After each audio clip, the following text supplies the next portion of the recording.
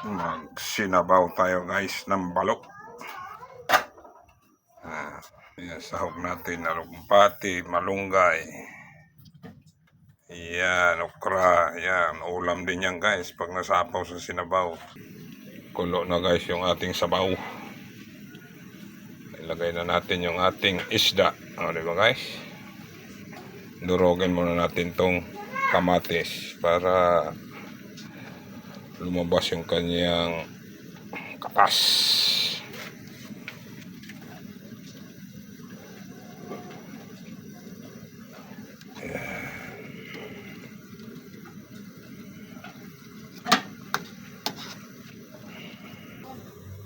Lagay na natin yung isda. Ayan. Nilakihan ko yung ulo guys para sa akin yun.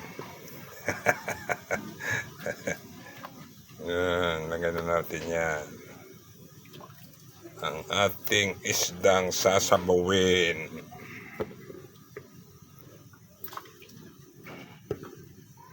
Lagay natin itong bihon guys. Oh. Ayan. Itlog ba? Itlog. Takpan muna natin guys. Ayan. Pag naluto yung isda natin, saka natin ilagay yung ating mga gulay. Lagyan natin tong okra guys. Luto na yung isda eh. Ayan okra ko guys. Ayan. Kasi kung hindi ko yung gugulayin, mabubulok na naman yan sa rep. Ilalagay ko na dito para yan ay ulam ko mamaya. Sama na yung isda. Lagay na natin yung ating malunggay alugbati guys. Yan. Yan ang mga final na pang saho guys. Yan mga masustansyang gulay. Simple lang yan. Mga pinita sa kapitbahay na puno. Di ba guys?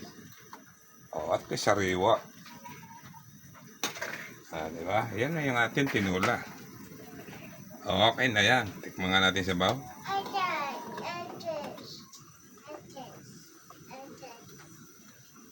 Palyado yung ano guys, oh, sandok, nginig-nginig.